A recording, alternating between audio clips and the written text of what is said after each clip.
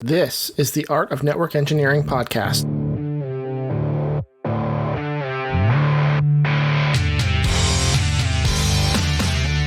this podcast, we'll explore tools, technologies, and talented people. We aim to bring you information to expand your skill sets and toolbox and share the stories of fellow network engineers.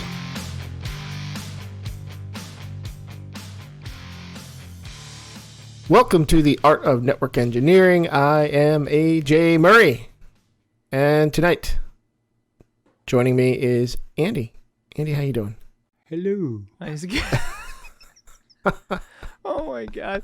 You can't see him. He just put readers on, and if you don't know what readers are, they're for old people because they can't read.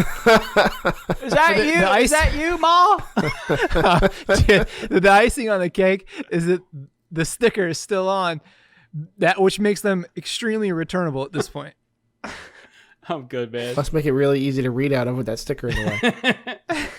I'm good. Yeah. I'm happy to be on here. It was an annoying day, so this is the highlight of my day. I'm good to be. I'm good, man. How you doing? Shoveling out your car wasn't the highlight of your day? Nah. No. What if I told you that there were places, not just on this planet, but in this country, that don't snow? What would you say? Yeah, I saw your Twitter picture, Aaron. No, you know what? I had the best intentions with that. I really did, because I could really be doing that to you guys every day. I was really trying to send it out there, and I was even like, "Hey, man, y'all can hang out with me if you come here." You know, the invitation is there. I am this close. I am this close. I am so sick of winter right now. The downside is you may fall into the sea one day, but it's worth it because it's sunny and green. So, yep. You know. Yeah, at least it's warm water. It's a thing. There's a Rancid song about that. The Pacific is kind of chilly. Very. The water, fun fact, the water flows down from Alaska in that direction. Yeah, which is the opposite of like Florida, where it comes from. And you know what kind of fish love cold water, AJ? Freshwater. Great white sharks. Oh. So when you fall in the water in the earthquake, you get eaten by a great white. It's just all bad. It's a dramatic. I would love to live where you live, Aaron. That's on my list. You know what's strange about it, though? I was just thinking about this. Like, it makes it really weird to be like a nerdy tech person, because you know how much time we spend indoors? I just felt like, because like when I was in high school and stuff, like when I first got into computers, I lived in the Midwest. I lived like right outside of St. Louis. And it was just so easy because, you know, you have like 7 months there where, you know, even in the summer when it's like blistering hot, you just have so much time where it's like, it's not only acceptable to be inside, but it's like, dude, what else am I going to be doing? And so... Yeah. That made it easier, and now I almost feel like I'm just not living up to its full potential because I need to be out all the time, but I also, you know, everybody keeps screaming in my ear every 5 seconds, you need to be studying this. So it's like, what am I supposed to do? So last resort is take your dang book outside and go read. But for the record, AJ and I have not told you to go study. It's not coming from us. True. I think we should all quit studying in 2021. Hey, I'm down with that, actually. Yeah, I've had it. I'll get a new job. I've had it. It's been 2 months. I've had it. I give up. All right. I'm going to learn Python this year, and that's in 2021 I'm done. Compared to last year, that's for sure. Well, you don't have to. You got all the certs. There's none left. Yeah, seriously. What's left? I know, dude? But after studying so much and getting so many certifications to not be studying right now, it just feels kind of awkward. But I'm so busy at work. Like, does it feel bad? Do you like feel guilty? I wouldn't say guilty. It's just after being in like study mode for so long to not be in study mode. It's just like, what do I do with my hands? Like, and you know, kind of when you get out of study mode, sometimes it's hard to get back in. So at least for me. Yeah, I'm finding that right now too, because I'm so fried like from working all day on the project I'm working on that I've picked up a Nintendo Switch and I started playing Zelda Breath of the Wild. Oh, here we go. Now we got something to talk about. We'll spare the podcast, but just know that AJ and I are going to be talking about Nintendo Switches for the rest of the night. Sorry, we sort of hijacked you in the middle of your introduction there, AJ. We apologize. Aaron, how you doing? I'm well, thank you. Appreciate that. Excellent. Good to hear from you. We got. I heard word on the street is we got about a bazillion W's out there. We do. I love to hear it. I had to go all the way back to the last one that I announced, and tonight I have 9 wins to announce. So some very exciting stuff. A lot of winning going on in #winning in the Discord channel. So without further ado, here we go. Bill version 3, Bill-ver 3. Okay. DevNet associate. Nice. Oh, that's not easy. That's Yes. not easy. That's Yes. not easy. CompT Brian. CompT Brian started the management program at Cisco. So CompT Brian is CompT with your SE. He has his own podcast. It's a great podcast, very focused on Cisco products. It looks like it's sponsored by Cisco, cool. and it's actually not. Even though I was having a conversation with him the other day. He said like the logo came from the marketing department, and it's very gray line kind of thing. But it's a great podcast. They had Susie Wee on there last year. It's a pretty good one. So, but he was accepted into the management program at Cisco. So once he completes that, he'll be eligible for promotion to a management position. So, Oh, sweet. So that's like a work thing that you can do where you just kind of like get into a program where they like it's like future leaders mentorship program type thing. Yep. Oh, cool. Exactly. That's huge. Congrats. Ver Taylor. So my buddy Taylor. Oh, Taylor. No, not him. What'd again. he do now? Not him again. Now what'd he do now? I've had it with we that dude. Yeah, me too. You know, he not ran out of announcing it. Amazon certs and It's not a VMware cert. certs. It's not a cert. He didn't get another cert. But he getting did married? get Engineer of the Year. At the Wow. company Wait, at that Red him and I River? work at. All right. Yeah, I'm gonna. Yeah. That. Yeah. That's a prestigious He award works there, awfully man. hard. He has some very difficult customers. That's great. He's Good not job, afraid Taylor. to jump on any problem. Definitely well deserved. Engineer of the Year for Ver Taylor. Nice. Andre was promoted to Tech Sergeant, otherwise known as E6 in the U.S. Air Force. Air Force, Thank you yeah. for your service, Thank you Andre, for your and service. Very nice, congratulations. Andre. Our favorite butcher turned network engineer, Chris Dedman Rollet, Oh yeah. passed his CompTIA ITF Plus exam. That is the IT Fundamentals exam by CompTIA. Congratulations, Oh, cool. Chris. Very nice. Cool. Good for him. Making a nice little well-rounded Yeah. skill set there, right? Yeah. Don't forget about those printers, boys and girls. Nice. Ethan Jackson, our buddy in the UK, Ethan Jackson. Yeah. He got his first network engineering job. Yeah. Oh. Wow. Wait. Do we say congratulations to that or Yeah. good luck? Congratulations? Question mark. Or enjoy it while you can. Congratulations and condolences on your first network engineering. First and certainly not last. That's right. Good job, though, dude. Good job, dude. That's awesome, Yeah, man. that's pretty big. big. That's huge. That's pretty big, man. The VPN bloke Oh, okay. passed the DevNet associate. So congratulations. Man, lots to of DevNet Nice, associates, nice. guys. VPN Wow, bloke. That's the Yeah, hotness, that's right? at least That's two. the hotness. Hello, yeah, That's at that's least the two. hotness. Casey Valdi, screen name Casey Valdi, passed the TKT2 exam for where they work. So that is a technical knowledge exam.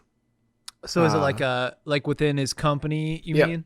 Yeah. Oh, okay. So within the organization, they have these TKT exams, and he said that's like a stepping stone for additional pay and Nice. more options. yeah. So Awesome, man. congratulations, Heck yeah. Put it, Casey. yeah. Everybody loves more money. Right? Who doesn't love more money? I don't know. I know somebody said more money, more problems. I don't. No, that was P. Diddy. personally find Yeah. that to be the issue. Hey, but look, I don't see him dishing it all out. You know what I mean? Like he's Right. still got it. Right. You know, it's clearly not that bad. Right. He's okay. All right, and the last one for this week, Magnetars, is, I'm going to go with Magnetars, got a position, NOC analyst. Oh, Very nice, not very an nice. analyst. Interesting. That sounds like an interesting job. What do you wait? Do you guys know what that is? Like, what does that entail? Maybe Andy, you probably know better than anybody.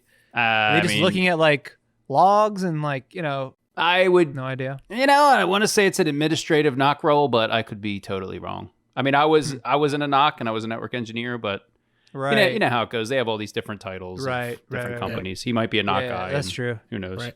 That's true. Rock on. Knock is Yeah. great. There was a couple out there too that on Twitter that I saw floating around. And it just escapes me right now. If I think of it during the podcast, I will say something. But as always, though, if you guys have W's and you're not in the Discord and you're not putting in the win channel, just find us somewhere and we will shout you out. The proof is in the pudding. Oh man. So Andy, you just dug your car out of like 6 feet of snow, right? Yeah, about a foot. A cop knocked on my door and yelled at me. because I left it on the street and it was a snow emergency today. In my defense, it was a very busy day. I was very busy at work. The kids were home because school was closed. My wife was very busy. It was one of those just hold on by the seat of your pants and get through the day, and hopefully nobody's bleeding at the end. So yeah. Like, is the last thing you want to do though just get on this podcast and hang out with me and AJ? Or no, I genuinely look forward to this. This is a highlight of my of my week, and my wife knows that and supports it, which is nice. Like she was nice. Actually, yeah. So all right, this might come off wrong, but she's the only woman I've ever met that shovels snow.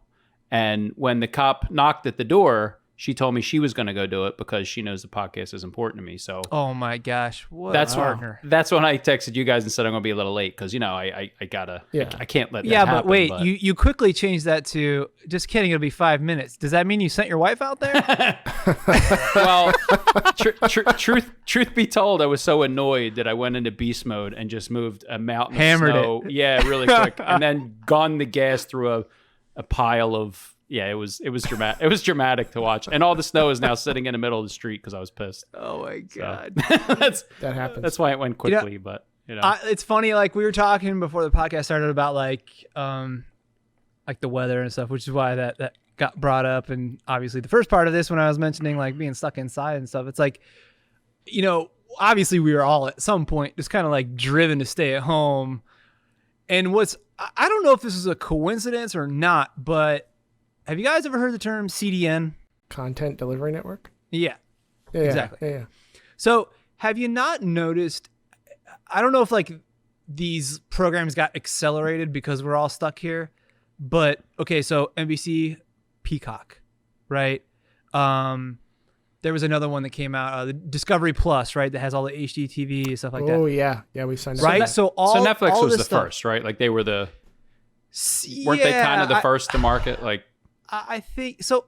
I think so as far as like CDNs go, like unless you want to consider like YouTube, because I think, and I don't know for sure, I think a bulk of the quote unquote internet traffic was YouTube traffic prior to like your Netflixes and stuff like that. Yeah, so you'd have to put YouTube streaming up there for sure. Yeah, it just brings up an interesting thing. It's like, there's just so much saturating out there now. And I was looking through the channels and stuff, and I was like, okay, so this is like an old cable TV thing. So like, bear with me for like 2 seconds. So people always ask weird questions. Like, they're weird to me. They're always like, hey, I just want to completely cut the cord, right? And I want to have like a la carte channels. Yeah, that's the dream. Right? That's the dream. So Apple was supposed to do it, and they had such a hard time with the networks that they can't. You can't, right? Well, they could, but the networks won't allow it because, well, I won't. That's what I mean. But yeah. That's what I mean. So right. The whole point is like, back in the day, I hope this opens up like a whole Pandora's box in anybody's head that's like listening. If you live in America, and I don't know if this is the same across like Europe or Africa or Australia or any of those other countries or continents, like I'm just. It's an interesting thing just by way of like how this television has evolved, right? Because television now is a data product. It's an internet product, right? So as network engineers, we care about TV. Strangely, I always cared about TV. Andy, you did at one point too, right? You were actually dealing with both at the same time. So I'm very familiar with how they work. So I always thought it was interesting that folks, because I would do service calls and people would be like, hey, yeah, I mean, I want HBO, but like, why are you giving me Showtime? And so people assume that they're paying for both, right? Like, oh, it's $10 a month, but if you just got rid of Showtime, then it should be $5 or whatever, right? Like, it just doesn't work like that. And the way it works, and you probably saw this like throughout history. Oftentimes, periodically, there'd be like a little message on the screen sometimes, and your local affiliate might have like a little banner that pops up, and they'd be like, we are about to be removed from Dish Network. Call this number to get us put back on there or whatever. Because they start to butt heads, right? So like these networks and the providers, whether it be Dish Network or any satellite provider, any cable provider, Charter, you name it, they start to like jockey like what channels get put on the quote unquote basic lineup, right? The basic lineup is like anybody that has cable has these channels, right? So that's expensive real estate if you think about it. You know what I mean? It's like, this is the old school version of paying for like Google AdWords, right? It's like, well, I want my stack ranking. Like, well, you know, everybody knows it. When you Google something, the first 3 things that pop up are always ads. Like, you know, savvy internet folks like ourselves can see that right away. We're like, I'm not clicking on the ads. You go to the 4th one every single time. Well, it's just interesting because the networks own so many other networks, right?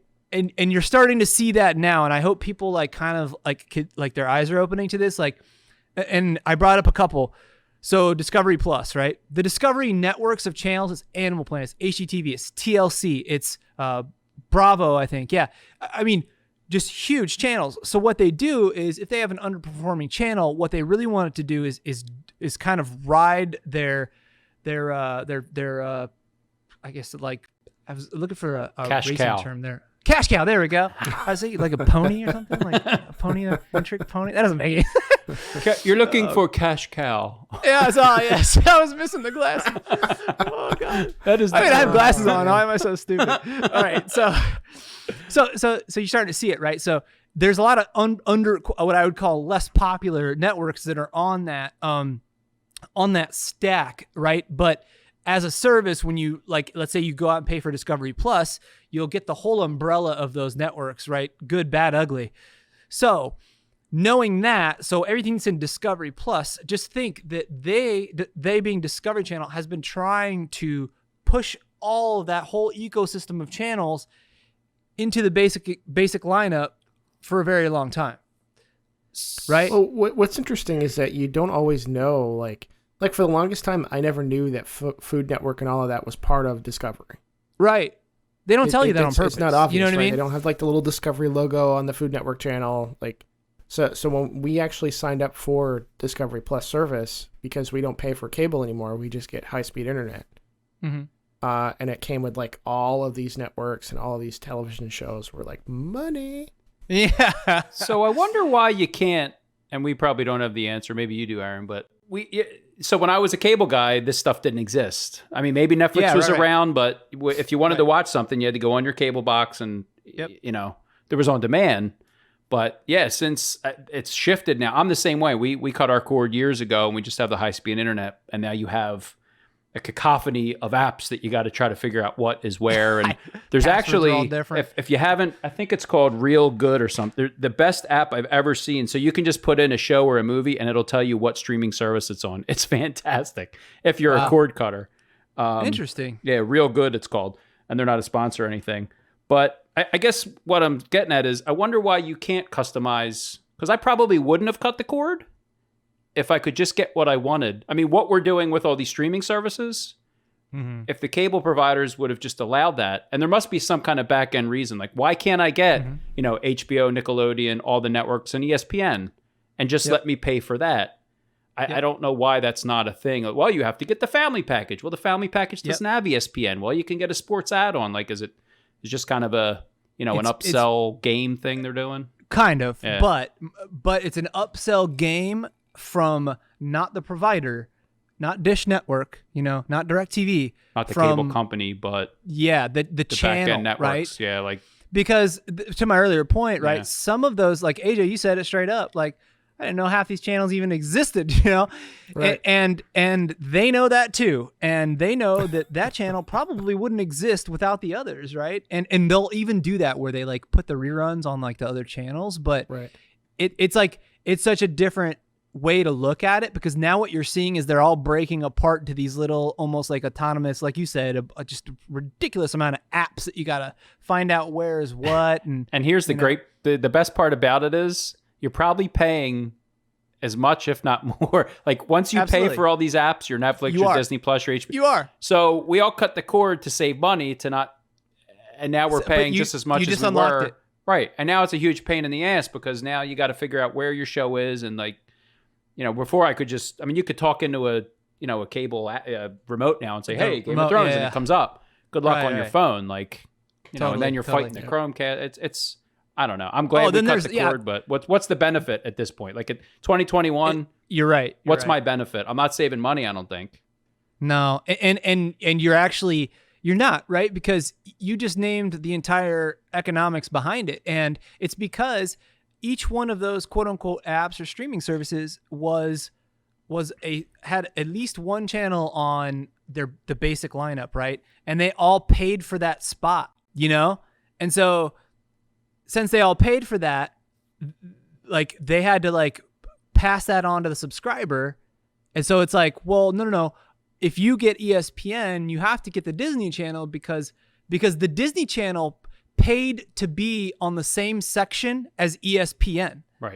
Right? Because they know that ESPN, this is before they were even married together because, Disney owns ESPN now. But before that, like they would say, hey, no, we want ESPN because it has high subscriber, like put us on the same lineup as that, right? Because they know that they will have guaranteed subscribers based off of the cable or DirecTV packages that you get sold. So it was like,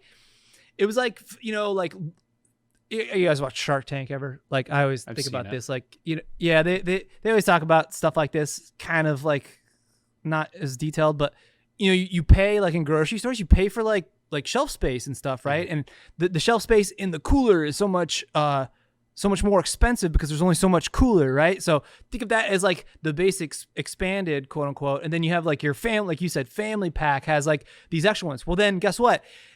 People that know that in, let's say Dallas, that the family pack includes this channel. Well, then the other providers are going to go, well, I'm trying to target Dallas as well. And I want to be a part of that pack because I want to get my channel that's not doing so well to leech on to these other channels that are overperforming, or you know what I mean? Yeah. It's such a weird. There's some back end evil genius marketing demographic, like, dude. So like I don't know the relationship between Disney and Verizon as an example, but I can tell you that I got a free year of Disney Plus because I'm a Verizon Unlimited wireless customer. Yep. Yeah. Now I got little kids, pandemic, Disney Plus, rock on. Well, the year was up. Now I'm hooked because I can't live without it. So it's like, I think Disney, America's family company, took a chapter out of the drug dealing book of like the first one's free, bro. Like, you know what I mean? They gave me a free year of Disney Plus, and now I'm hooked and I have to pay for it. But I wonder why, like to your point, they said, all right, let's get with Verizon. Let's offer this for free. We know that 80% of these schmoes are going to pay once the free thing's up. And I think, I don't want to speak out of turn, but I thought I read something today or yesterday that I think Disney Plus is projected to surpass Netflix in, I could see that. Internet content, whatever that metric not surprising. is. Yeah. I mean, they have like all the Marvel stuff. But they've been around like Star a year, Wars. Dude, like a year and a half. Yeah. Like Netflix but they, is the they also 100-pound have gorilla. hundreds, well, I wouldn't say hundreds, but they have quite a few years of content that people have lusted after. But I didn't think anybody would touch few. Netflix just because they're the incumbent, you know what I mean? It's like saying, Juniper's going to overtake Cisco. Like, it's Cisco. Sure. Like, I don't know. I'm surprised that they're about to overtake Netflix. There's something to be said about first to market. Like, Netflix is there. They're established. They can... Hulu. Yeah. Well, I mean, even though Disney's not traditionally been a streaming company, they were first to the market. I mean, how many movies does Disney have? Yeah. Oh, my gosh. Yeah. And then, I think they have the affiliation with Fox, so you can get, like, all the Fox content. I catch up on my old Simpsons episodes. Yeah, watching they have Disney all the Plus. Simpsons, cool. right? And it was a rocky launch. It was an awful service when it started. They had big problems, but they... Yeah. So that brings up a good point. So, we're network engineers. We're, in a capacity, we have some architectural backgrounds as well, right? So design and, efficiency and stuff like that. When it comes to large service provider networks, and I'm just thinking like all these people are at home right now. All these people are watching Netflix, Hulu, and like I started this whole conversation off with, there's like a bazillion of these apps. I feel like 10 of them at least, right? Like came out in the past like 7 months, or you know what I mean? Yeah. It's like a ridiculous number.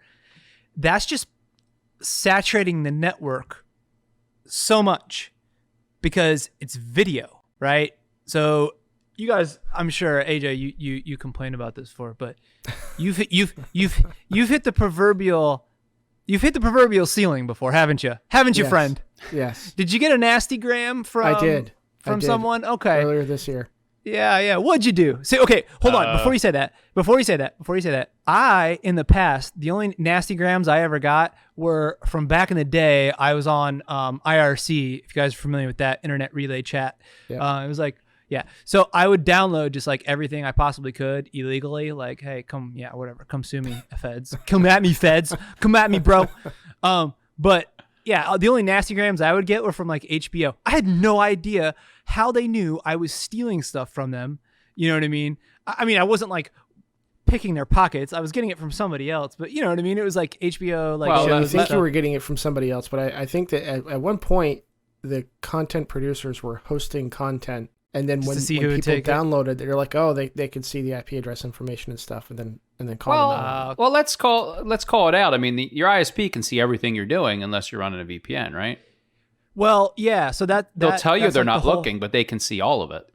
They can see the DNS requests, and I mean, you know. Yeah.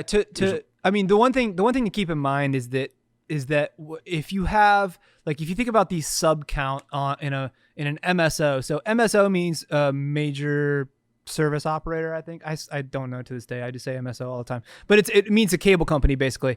And so what it really means is like they have their own network. You know, it's autonomous from like a telco, right? So it's completely different. But the way that the stuff is delivered is the secret sauce. And if you were granularly looking at everybody's traffic, like all three of us, you know, that's one thing. But, you know, 20 million of us, like at the same time, like, that's first of all, where the hell are you going to put all that data, right? You know what I mean? So yes, to an extent, you're right. So basically, it's more like they can see like amounts of traffic, right? And maybe like traffic time. It's not like they can see if you're going to Pirate Bay, right? They can see where you're going because that's an IP address, right? Totally. And the DNS is resolving through that ISP, you know, modem, and they can see what you're doing. If you use the ISP's DNS, especially, right? For sure. But is that how you got nasty grams? I know we were going down the nasty gram route. Like, were you not hiding? No. I don't know why that was, honestly. Okay. It was from HBO, so it was like, you know, it wasn't in conjunction with like at times like Charter Communications. It wasn't in conjunction with them. I just, you know, nothing ever happened. You know, of course, they're not gonna come after me anyway. It was just like a slap on the wrist to scare the hell out of me. But right, did you stop? That happened to a buddy of mine. I can share that story in a minute. Oh, please do, because of course I didn't stop. What's wrong with you? So my buddy, he would download movies, games, and all sorts of stuff. And all types of stuff. Apparently, one of the production companies tracked his IP address to a local ISP in the Burlington area, and they subpoenaed the ISP for the customer information, and they're just like, nope, we're not going to give that to you. We'll handle it from here. Oh. And so one day his internet's out, and he calls tech support to be like, hey, I need to get my internet working. They're like, oh yeah, that you need to come down to our office and we'll talk, and then we'll turn your internet back on. Really? What'd they tell him? What'd they say? He was like given an official letter and an explanation, like, look, you were caught stealing information, stealing, you know, paid for materials. We blocked you. We saved you this time, but if you do that again, we're going to let them have at you, and you'll be on your own. So if you sign this little thing here that says you're not going to do that again, we'll let you have your internet back. Ugh. Well, but that was a much smaller ISP. Like it was just serving the Burlington area. It wasn't like, you know, a national ISP or anything like that. Sure. But you, AJ, you've gotten the nasty gram, but not the HBO nasty gram. Right. I got the nasty gram that I was about to hit my data cap for the month of January. Ooh, that's a dirty word. Data cap? The proverbial cap. Ceiling. We got to talk about that. That makes me sad. Data cap. Yeah. I understand the business case behind data caps. I just explain it to me, please. Because my ISP doesn't have data caps, and I have a gig up and down, and I love them, and I would marry them. Oh, Andy, I hate you so well, right. But I've been with carriers that you're referring to, and it was I'm not even talking about the data cap thing. I'm talking about the gig symmetrical. Well, right. So to me, the data cap thing always felt like a money grab, right? Sure. So like, I can tell you that the ISPs, the cable companies, none specifically, I won't hurt anybody's feelings, but the cable companies saw the shift to internet, to streaming. They bulked up and spent $1 billion on their internet infrastructure, make it faster and all this stuff because they saw people were canceling their cable services, knowing full well that the faster you make the internet, the faster you consume, the quicker you hit that cap and the more they can charge you for it. Like, to me, it's this evil genius back end. How are we going to... It's the same reason they change your bill every 6 to 12 months, because 40% of people don't notice, and you rip those people off until they notice. So, man, I could literally go on an absolute soapbox about the bill thing, because do it. it's about perceived value, and that's the problem. You know what I mean? Like, to have a reliable internet connection, like, it should not be $50 a month. I hate saying that. It should be like, because I pay $100 a month for a gig symmetrical Google Web Pass, right? It's only available in certain buildings, but it's a point-to-point wireless system. And let me just tell you that it's hot garbage. Yeah. And in no way, shape, or form am I going to plan on streaming anything over that, you guys. I'm not doing it because I've learned my lesson. We're never going to get Google as a sponsor now. No, Google you Web just Pass said Google's hot different. Garbage. They own everything. I can't avoid it. Yeah, no, I get it. I'm going to tick them off sooner or later. So, yeah. So how do they get away with saying it's a gig if it's hot garbage? Well, it is a gig, but the thing is, like, no one talks about latency and jitter and packet loss. Like, you might as well have satellite, right? there's no SLA to the internet, because like you can't guarantee it. I mean, that's just how it is, right? So, I mean, like, but I know that going into it, and I don't care, right? Because I have a Cox cable connection at the same time, right? That Web Pass is like a last resort for me. I actually feel extremely sorry. It literally is. It literally is. And if anybody there has messed with Meraki at home or on the job, I know our friend Dan, who's not with us this evening because he's also digging his car out of the snow, poor guy. He deploys a lot of Meraki, and I'm actually glad that the Meraki pretty much only lets me fail over to that. I mean, I could quote unquote load balance it, but it doesn't like dynamically pick what side I want it to go on. So it's just easier to just say, all right, if it's hitting the fan, go this direction type thing. And I just wish that everybody could have that experience with like their LTE connection, because then we wouldn't be so worried about like data caps all the time, because you could tell your internal device. I'm literally, I just came up with this today because we were talking about it earlier. Like, we all have cell phones, right? So we all have a cell phone plan. So why isn't somebody making like a Meraki type endpoint device for home users, especially in today's networks where, data, AJ's hitting the data cap, right? I'm using a backup circuit that is trash, right? Just so I don't like just destroy the network around me by using it too much. But like, why isn't there like something I could just slip a card in? I know Ubiquiti makes like in the Dream Machine, you can have like the little extender thing. It's kind of like a cradle point or whatever. But like, just think from like an ISP perspective, they have it for business class stuff, but not for home users. And I'm just wondering, like, because the data cap is not a new thing. The data cap comes from the wireless industry, right? Like that's a wireless thing. And it wasn't like a cap. They were like, yo, the second you go over this, you're going to get charged out the wazoo. We've all had that bill. Or throttled, right? Or throttled, yeah. I think one for me, one key difference between the wireless industry and the cable industry, the cable internet industry, is that when wireless started, they started with data caps. But for the longest time, I have been able to use my internet without any sort of data cap. And then they've introduced data caps, and I understand that right now there happens to be a strain on the internet because everybody's working and learning and playing from home. But it's also still a pandemic, and so to introduce those at this particular time... Well, they were all heroes in the beginning, right? We're going to waive the data cap because we're good citizens. I guess that's gone away, huh?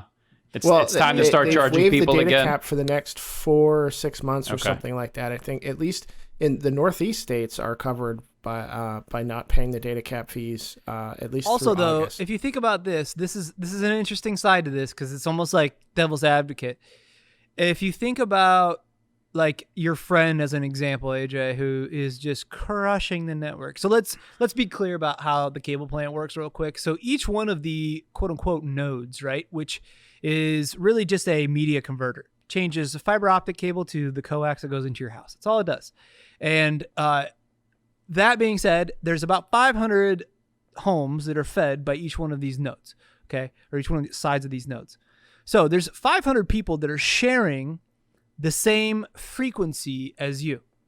All right. Cable modems work with two different things: frequency division multiplexing and time division multiplexing.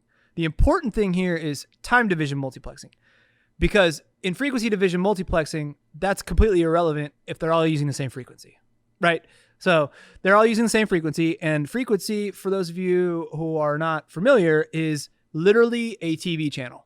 Okay. So all of these cable modems share the same TV channel when they're talking to your modem and when they're talking back. That's why this is an issue. So all 500 of those people, if they try to talk at the same time, what the endpoint device does is it tells all the modems, hey, you're allowed to talk now, you're allowed to talk now, you're allowed to talk now. That's the time division, right? So they each have their own time slot in which to talk. We're talking nanoseconds here, right? So it's really fast. The problem then incurs when your buddy who got that letter is hogging all of the bandwidth, and none of y'all can watch Netflix. Do you know what I mean? Is the problem oversubscription because the telco's trying to squeeze every penny? No. Because that's what I always figured. They're it's shared bandwidth because they're oversubscribing and blah blah blah blah blah. Like they won't oversubscribe speeds to people. Yeah. That the node wouldn't be able to handle at full capacity. So can I push back on that theory for a second? So couldn't they just police that customer's VRF? Like they could quass him, or like they could limit him in the network. They don't need to data cap all their customers because people are torrenting. Like I feel like data caps are a money grab, that it's not because time division multiplexing. It's just another way of looking at it. I'm not saying you're wrong or I'm wrong, but no, I'm just trying to say, like, this is how it works. Like, but it's a money grab, isn't it? I mean, technically, you and I work for those telcos. They could open the pipes and reinvest in the infrastructure to open it up, right? Like, they constantly are, right? Right. So like fiber deep and there's so many things. There's so many initiatives now. Like, so another thing is DOCSIS, right? I'm sure everybody's heard that at some point in their life. The only problem with DOCSIS, which you've clearly seen, is asymmetrical speeds, because of where the cable plants have evolved from. All of those upload frequencies sit in a very low frequency range that is like highly susceptible to ingress. Ingress is interference, right? Noise. So it's just in a really bad spot. Like think of your Wi-Fi, because look, the cable plant is just Wi-Fi in a cable. It's the exact same principles, right? So like if things are interfering with your Wi-Fi signal, just like if you just nicked the outside of the cable and you let over the air stuff interfere with that cable, and then that cable is also going to leak out frequencies as well, basically turns into an antenna. Nobody is having a good time. But the data cap is related to download, not upload. Correct. Which again gets me back to the money grab. Like, there's no reason to hit AJ with the data cap because his buddy is here's a money grab torrenting, right? I see what you're saying. I totally get it. It's just another way of looking at it. And maybe totally. I'm just cynical, but I don't think that AJ should have to pay additionally for a data cap. What I would prefer, and you see this everywhere, I would prefer you charge me more and don't cap me. Like, if you need to charge me 10 or 20 more bucks a month and you're not bothering me with the data cap, cool. You got your money. Well, that's what they've offered me now at this point. That's what I would buy. That's what I would buy an extra $30 a month and not have to worry about a data cap. But well, there you go. But it's principle. I get it. To introduce the data cap period when I didn't have a data cap before, now I have to pay $30 for a service I had. And yesterday. What was their justification? Do you remember when they came in with the data cap? Was there some pretty little letter that, did they tell you, oh, our poor little network can't handle all these terrible streamers? Like they I didn't call really BS. say anything. I think it's right. I think it's a money grab. Really I think it's BS. It was just I don't think you're about to hit our new introduced data caps because you use a lot of data. It's right. like, but well, they no want crap, you I to use a lot of like data. everything's a video conference. Like Right. They are data companies. They want you to consume as much data as possible. It's the attention economy. Stay on our internet. Use it all. Like so. I don't. So let me ask you You something. can't say that. You can't have that as a business model and then penalize your customers for using said service that they've been telling you is so wonderful and so great. Like Right. I don't know. That makes sense. Let me present to you a dystopian future. Sorry, I got fired up. I'm good. that doesn't exist with data caps. So obviously, how familiar are we all here with the net neutrality? Because we touched on it briefly, right? Yeah. And, it's like how much of the data can you see? It's not necessarily the issue. Isn't it paying for like faster lanes kind of thing or something? Like, exactly. It's what you just described. Like you said, can't you just QoS the guy? And yeah, you can, right? Yeah. That's the problem. So I've seen this before. This is ridiculous. I don't remember which. I wish I had remembered which country. I actually wish I would have thought of this. And maybe when you guys are talking, I'll Google it. Just because I want to find it because it's very interesting. I found a couple of countries, and I don't remember exactly where they were. I want to say like somewhere in the Middle East or like Eastern European area. And they actually had services, and I believe this was through like a Vodafone type of like major operator over there. And the packages you bought were so wild. Like there was like a social media package. And what that meant was, this is how granular this is. It had Facebook, Instagram, Twitter, TikTok, whatever is like the thing. And that was a package you could buy so that was like what you were able to access. It was like AOL. Have you seen that before? Mm-mm. No. And that's interesting. It sounds frightening as hell, doesn't it? A little bit. I mean, it does to me. But when I think about it, I'm like, yeah, that's kind of what like businesses do, like in an MPLS world, except they're saying, as a business, I want to pay extra for QoS so that my traffic goes here and this goes, if it's in contention, I win type of thing. But that takes it to a whole nother level. So like, it's weird because we started out with like the cord cutting, and then you package together like all these channels, and it's like, oh, I could just get those channels, and then it's like, okay, well, get rid of my data caps and let me just pay for the services that I want to use. I want to use Netflix, Hulu, da da da. Well, then you're right back in that situation again, right? Well, boom! Cable company wins again. You know what I mean? You win again. You're gonna win again. You're gonna cancel your cable and go to internet and stream everything. We'll get you. Here come the caps. But no, here's the interesting thing. I wasn't in a contract before. I was just paying for my internet. And if I sign up for a contract, I can save $30 a month, and then I can pay the $30 a month to get the unlimited internet and be right back to what I was paying before. So it's like I'm getting, stuff for free. Which isn't terrible. I mean, I'm not a contract guy, but if you can get rid of your cap and do it by signing a contract. In this case, I don't mind paying the contract because I need internet. I will always have internet, and unfortunately, where I live, I have two options. One is cable internet, and the other is 7 meg down DSL, and that's it. And they know, like, so you got me thinking earlier too about like the data caps. Like, just leave me alone, charge me more, and like, so Aaron, you'll know this. A triple play customer statistically will stay with you forever. Yeah, it's more sticky, right? The more products you have. Yeah, of course. So why in God's green earth would you mess with the price every 6 to 12 months? Make them think about the price. Make them start shopping around. Like, in my mind, it would make so much more sense just to come up with a price you're happy with, Mr. Telco. Charge the customer. Let the customer pay it. Now they're a triple play. Now they'll be with you forever. And they will never again think about the price and start shopping around, because every 6 to 12 months, they're putting the price in the customer's head by boosting their bills. Like, to me, it just, there's some kind of broken logic with I data could say caps. the same thing about satellite radio. Yeah, same thing. It's the same culture of call every 6 to 12 months for a retention offer. Right. Like, just leave me alone, charge me a fair price, and I will be with you forever.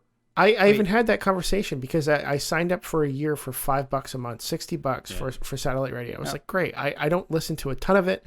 I listen to like 2 or 3 channels max, and that's it. and I just want to pay $5 a month and let me listen to the satellite radio. And then the year comes up and they want to charge me $200 for a year. And I'm like, no, I don't want to do that. Like, why can't you just continue to pay or charge me that $5 a month price? Well, I can't do that. First of all, it's no secret that all you got to do is call in and bitch about it, right? I mean, like everybody knows. No, I called in and I complained about it, and they would not give me that price. I had to cancel for 4 months, and I just got the letter in the mail the other day. So check this out. Sign back up. I'm 100% with you, and the reason why I am so passionate about this in particular subject is, yes, I worked at cable companies. I get it, but more importantly, when I was at Charter, I hope they don't come back and sue me. Charter doesn't exist anymore, so maybe they can't. But we did do that. We went to that exact same thing you said, and I just remember that the conversations that we were having around this whole plan, how do you reintroduce pricing to the world from a cable company? Because what happens is the evil here is actually the promo, right? So the bait is the evil, because what the bait does, the evil in the bait is that it's giving a perceived value to that service, right? So example, if I sell you a 100 meg connection for $29.99, and then in 6 months, I jack it up to $69.99, you're like, what the hell? Right. But I'm like, well, wait a minute, bro. You had a 6-month coupon. You should be looking at it like you just saved a ton of money, right? Because this service costs me even to maintain more than $29.99 a month. You know what I mean? So start it in the middle. Let's pick a median and start from there and leave it alone, right? Instead of 30 or 60, charge me 45, call it a day. We're all happy, and don't jack me in 6 months. In my perfect world, that would be, nice. I'm with you, and we did that. And actually, I'll tell you straight up that. So I have Cox right now. I am in a guaranteed pricing for 2 years, right? Yeah. Because I pay, I don't know what it is. It's like $180 or something, but I have a DVR. I have one DVR, so I have one cable outlet, and I have the internet, and I don't even remember what channels I have, right? I just have basically everything that will supplement me live TV wise. Did you sign a contract to get the fixed price? Is that how you got it? Absolutely. Yeah. Absolutely. Right. Well, no. I don't think I did. Okay. I just said, hey, this is, at the time, Charter would say, hey, price guarantee for 2 years or price guarantee for 1 year. And it wouldn't go up after the price guarantee. It just meant that you weren't locked into the guarantee. Yeah. You know what I mean? And I preferred that. But the problem was because it's so much easier to explain, right? When you're like, hey, if you want a triple play, guess what? It's $189, right? But 2 years from now, it's $189. Yeah. The only real issue is that, like we were talking about earlier, and I hope this just all comes full circle for everyone, that the dollars most of the time, especially for cable, are being just passed through from the channels. And so if you say, hey, I'm going to guarantee you that you're going to pay $189 for the next 2 years, and ESPN decides that they're going to extort the hell out of the network, which I've seen it before, right? CBS goes out and buys the Super Bowl because they all bid on sports events every year. I don't know if you guys knew that, but they, CBS, NBC, they all, it's always different every year. Fox, whatever. And then magically, that network will be up for renewal in a local market, and then that's when you get those little stock tickers on the bottom that's like, please call DirecTV so that they don't remove this channel, because you know what they did? Let's say CBS had the Super Bowl. They were like, we're up for renewal. By the way, we got the Super Bowl, so you guys are really gonna have to buck up to keep us on the network. And the providers are like, what? No, you can't just steal the Super Bowl away from people. You know what I mean? This happened once. I kid you not. This exact scenario I'm describing happened 3 days before the Super Bowl in St. Louis. And I was like, this is bananas. What are you doing to these people, right? So it's is the only way I'm going to be able to get this through DirecTV? Yeah, because it was not Charter. That's the problem, though. Charter was stuck in the middle, and people hate them because of it. But it was all CBS, the local CBS affiliate, that was doing it, and that's crap. But you were saying something earlier about the guaranteed pricing that I think, to me, you calling in now is one of those things where maybe it is getting a little old, and they're pushing back, maybe because they know that everybody knows that now, and they're like, nice try, buddy. But I think I think that there's just a lot less leeway now, and believe it or not, stuff is just ridiculously cheap. Here's what's going to happen, just so everybody can rest easy. And this is going to be in the very, very near future because, I watch like DOCSIS and I know the capabilities of DOCSIS. We're just waiting for, network upgrades from our local providers, whether it be AT&T or whoever, to be able to facilitate this. Is in the very near future, we're going to have 10 gig by 10 gig symmetrical speeds on cable connections. Over DOCSIS? All right. Yes, sir. Absolutely. Really? What's the maximum upload you can get now on DOCSIS?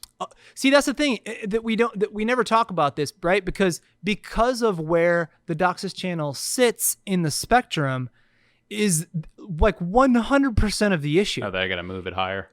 Yeah, because DOCSIS, if you go look at the specs, like you just go check Wikipedia. Well, they own the spectrum. Why don't they just move it? I guess it's not that easy. All those diplex filters that keep forward and reverse traffic from touching each other. They're all at the 55 point, whatever the hell it is. Yep, 55.25. Yeah. You got to go change all that out, man. And plus, like but are they going to have to do that to get to where you're saying the 1010? Yeah. Okay. Yeah. So if you look at DOCSIS specifications, it'll tell you even DOCSIS 3.1. I mean, it does nutsy cuckoo speeds that we're not seeing right now. You know what I mean? And it's like, well, heck. I see it on the thing. I go to Best Buy. I buy myself a DOCSIS 3.1 modem, and now I should be able to get 10 gig, but they're only selling me a gig. But I think we now know why. So shouldn't the world be focused on fiber to every home instead of playing with DOCSIS? Yeah. Is it too expensive to run fiber everywhere? Is that the problem? Yes. Yeah. Yes. It is and it isn't, right? So what's interesting to me is that when you look at like metal and the price of metal and copper. You guys remember like in, what was it, like 2004 or 5 when everybody was stealing copper? Like the price of copper was through the roof. What was up with that? Yeah.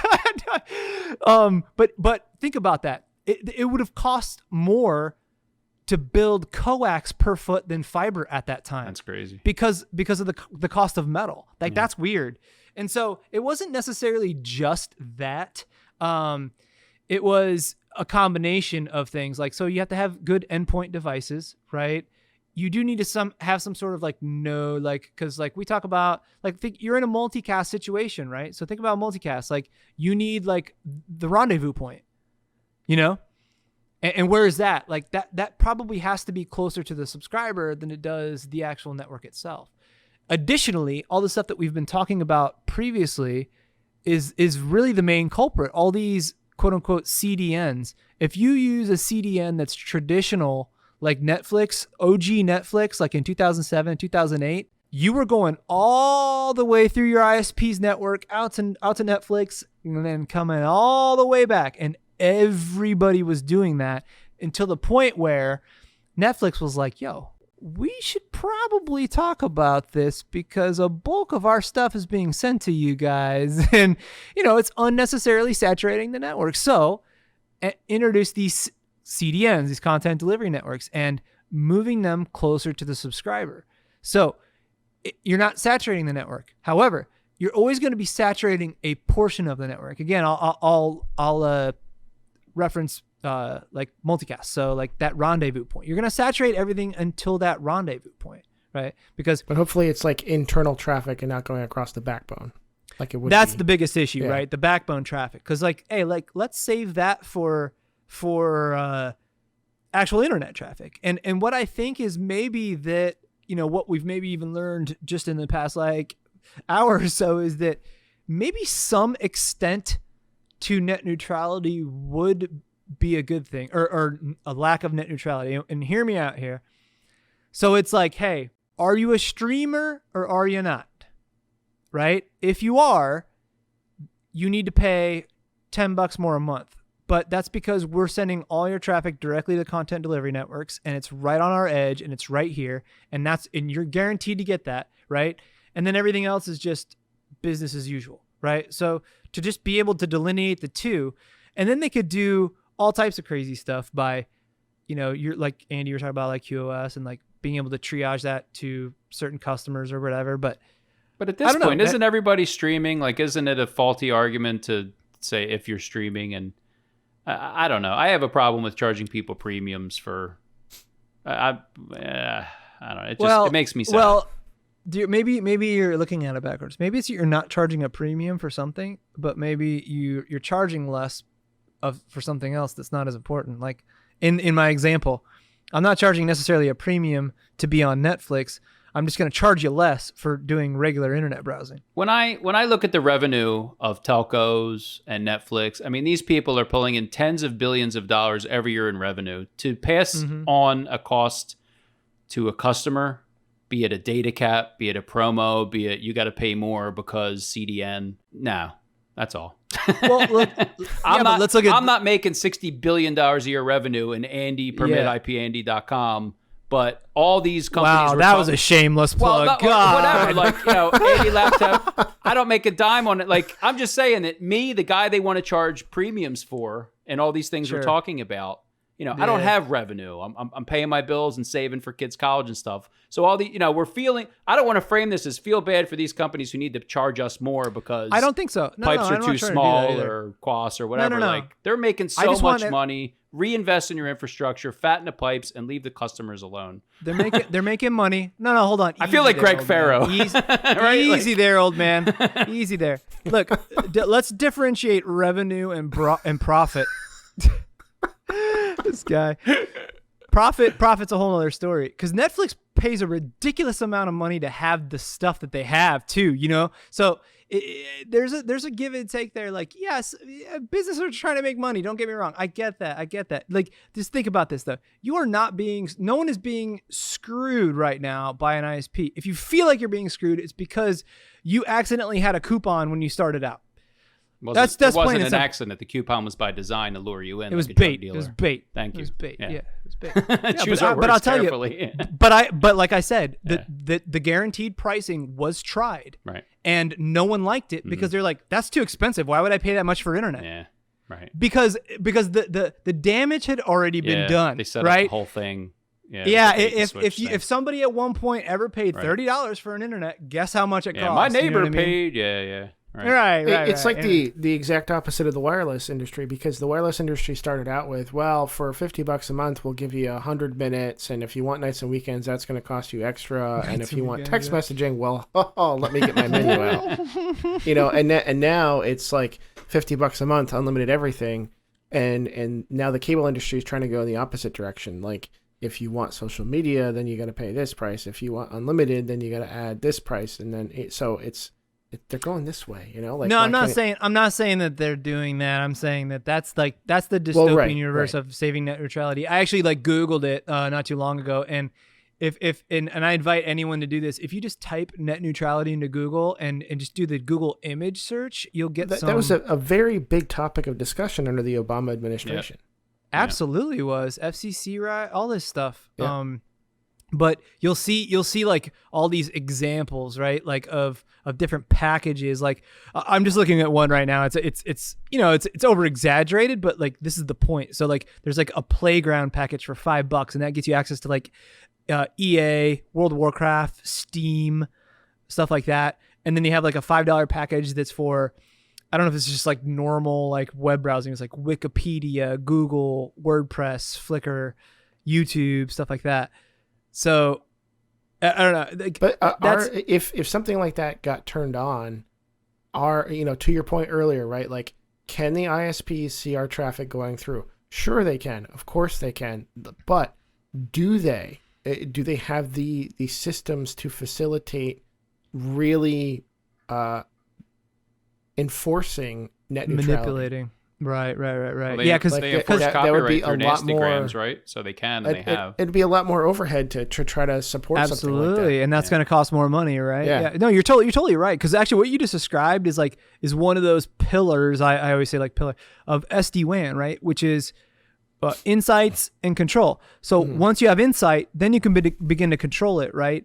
And until you have insight, then you can't control it. The issue with that never being a thing before, like application level manipulation, is because holy God, the processing power that you need to do that real time, right? When guys like me are trying to play Call of Duty out here and I need my ping to be less than 36 milliseconds. You know what I mean? I can't shoot somebody in the head when my ping is like 55. I don't know if have you guys seen that commercial lately where it's it's a CGI, and it's Samuel L. Jackson, and he's like on top of something. It's like a video game character, and he's like, why would you be using that old ISP for video games? And he's trying to get you to switch to 5G, which is crazy. He's like, he's like, lag-free network. Like, first of all, in what world does someone use their first choice to video game, not only a wireless connection, but a 5G wireless connection to T-Mobile? like what? I wouldn't even play Candy Crush on that, dude. I would rather connect to you know what I mean? I would rather connect to like it was one of those things, because he said why play with lag? But the thing is, lag is a like a kind of just like a catch-all term. It doesn't really mean anything. It's like a combination of things, right? It's like because don't you dare say latency, Samuel L. Jackson, because we're gonna call BS on you right away, sir. And packet loss, you know, we're talking about cord cutting. We've been talking about cord cutting this whole time, but I think at the end of the day, we can all agree that we need at least some cords, especially going into our house, right? And if you can, get a fiber cord. Yeah, don't get a point-to-point wireless one. If you want fiber to your home, don't move to Vermont. Don't move to Vermont. Fiber. I'm just gonna leave on this note, but I saw this billboard once. I was driving through the Central Valley of California, and I thought it was the funniest thing. And I was in market at Comcast at the time, and all it said was fiber and chickens. That's all it said. I have no idea what they were trying to sell. I don't know what it was for. I don't know who put it up. It just said fiber and chickens. Very cryptic. It's like a billboard or something? It was a billboard. and I like, and this isn't a bad thing, but I think of that billboard every time AJ talks about his internet connection.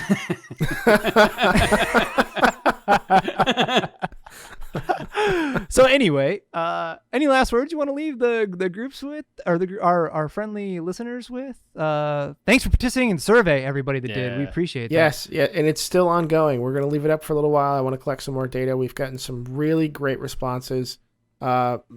We're learning so much about our audience. Some of it we're like, yeah, that's what we figured, but it's confirming that for us. And then at the bottom of the survey, there was a write-in section. You know, if you have any ideas you want to pitch to us, let us know how we're doing. Some just really great feedback from the community on the podcast and how we're doing. So we really appreciate that. So thank you so much for the comments. Thank you so much for taking the time to fill out the survey. It really helps. It does. Yeah, basically at the end of the day, we make this for you. So we want you to be happy and also be a part of it in as much as you can. So just know that all those write-in comments that you're leaving, like, we're reading those and we're collecting them so that we can take your advice. If there's something you want to hear about, please tell us. And and that's not just for the survey. We would love it if you put it there, but that's not the only suggestion box. I mean, you could tweet it. You can, I don't know what the kids say today, slide into our DMs. I would love it if somebody slid into my DMs. Honestly. I do all the time. I do it to everybody. If you put a story up, I'm like, that's dope. I always put a reaction to it. I'm like, yeah, what's up? That's cool. I just like reacting to stuff. I don't know. I think it's cool. I'm just old, I guess, maybe. I'm just out of touch. Maybe I shouldn't be doing. I don't know. I'm clueless. Andy, any final words for our? No, I enjoyed the discussion. I would just close with, we're discussing first world problems, right? Like, totally. I have all these streaming services, or my internet's super fast, and they're making me pay extra for super internet, and I just don't want it lost that. There's people who can't afford the internet, let's say, and I don't want it to make it sound like these are like real problems. You know what I mean? But good point. In a perfect world, the democratization of information, I think everybody should have the internet. It should be affordable for everybody, and I cringe at the thought of killing net neutrality, because if you're going to charge the cheap tier to get on Facebook, then lower income folks are going to be on Facebook, but they won't be able to get the New York Times, as an example. Totally. So that's a great point. That's what kind of bothers me about all of it. But no, it's a great discussion, and it's in a weird spot where it's like it's not quite a utility yet. Like you just can't charge for the consumption because it's not available to everybody.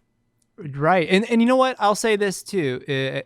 I think we're going to have a whole episode on this freaking Starlink thing, because we all know Elon Musk is taking over the world right now, but I just think it's worth talking about. And I judging by today, I think we have plenty to talk about when it comes to this guy.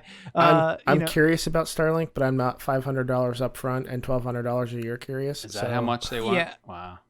Yeah, it's like to be a guinea pig, I'm good. To like get the dish and all that stuff, and then it's $100 a month for the service. So the another thing to point out, because you made a good point about not everybody having access to the internet. I will point out, because you especially, Andy, love to beat up on the cable companies in particular, but you could speak from experience here. Those ISPs in general do a very good job at serving communities. Mm-hmm.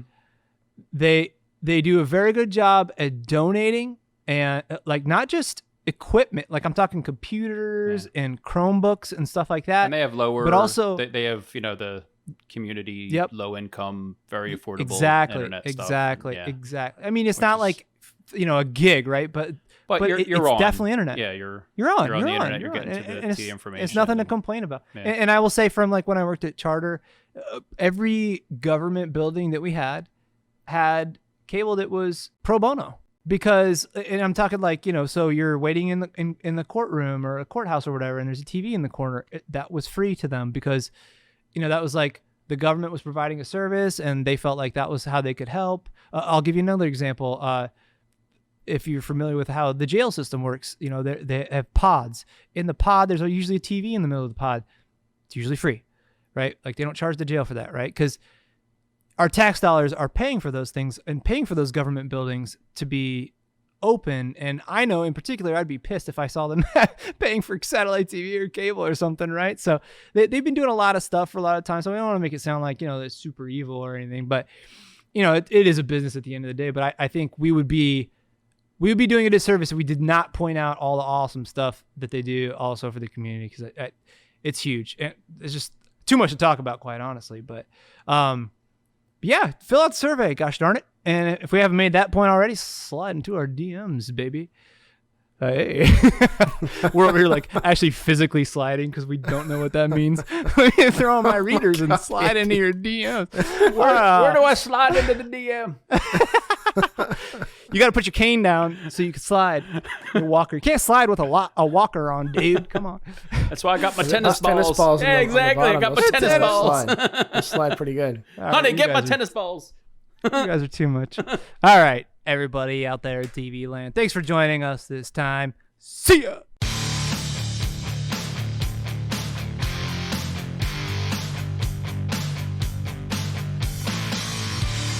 Hey everyone, this is AJ. If you like what you heard today, then make sure you subscribe to our podcast on your favorite podcatcher. Smash that bell icon to get notified of all of our future episodes. Also, follow us on Twitter and Instagram. We are at Art of NetEng. That's Art of NETENG. You can also find us on the web at artofnetworkengineering.com, where we post all of our show notes. You can read blog articles from the co-hosts and guests, and also a lot more news and info from the networking world. Thanks for listening.